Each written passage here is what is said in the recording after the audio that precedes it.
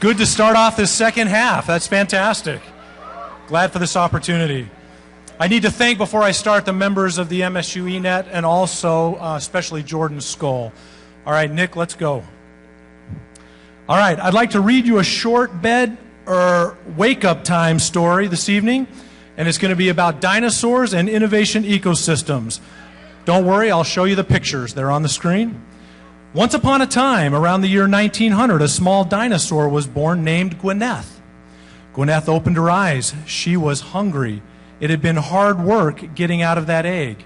It felt like 12 years of K-12 education. But now she was capable of taking care of herself. Gwyneth needed to eat. No more study for me. I'll go to work for a big company. And there was plenty to eat. Green everywhere she looked. Everyone had a car, maybe even two. We were the technological leaders. Gwyneth started doing what her father and grandfather had done. Work on the line, buy a nice house in a quiet neighborhood, save some money, buy a cabin up north, and do some ice fishing in the winter while watching football. Life was good. Gwyneth grew large and fat. She was in car-crushing form. Things would surely be the same for her kids and grandkids. But then things changed. And not gradually. Al had no idea what he was unleashing on the world. Gwyneth didn't know either, but whoever threw that comet, its impact with the earth restructured the way the trees and the grass grew. Gwyneth had to work harder to get to the green. No one was playing fair anymore, if they ever did. Gwyneth tried to make new rules that said no green from over the wall could come into her land. But this only made her more hungry. But others could get to the green. New competition emerged that thrived in a post-comet world. Gwyneth realized that she didn't have a garage or innovation incubator, either on her suburban home or on the cottage up north. Gwyneth felt that all was lost. She lay down to die a slow death of starvation.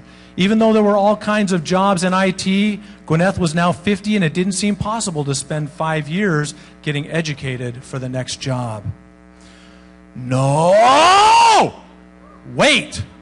Gwyneth stood back up and declared, I will not be defeated by my environment. I can change to make these new requirements. I will get into the hyper-evolutionary mode. Perhaps I'll start something of my own. I can eat a new kind of green. But to do so, I have to change not only my behavior, but I must join with others to recreate the ecosystem to match the new reality. I will join others, and together we can create a new ecosystem in which each group is connected symbiotically.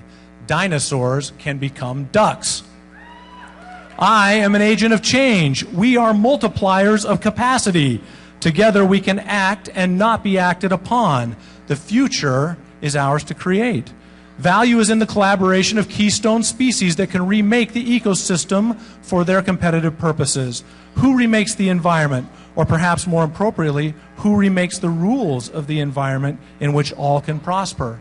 Gwyneth realized that she must join a group that could embrace change. Creating a densely networked ecosystem would require that each group also be connected in as many ways as possible. Gwyneth thought if, for example, I was a barnacle, and I wanted to see the world, I would choose a whale as a partner. Where could a community of barnacles attached to a whale go? Seoul, Austin, Beijing, Palo Alto, Lansing? Where have I seen these barnacles before? How could I connect to these barnacles? They want to connect. I want to connect.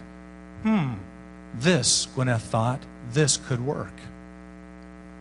Gwyneth said, I will change and then join others who can change. Value is in the collaboration of keystone species.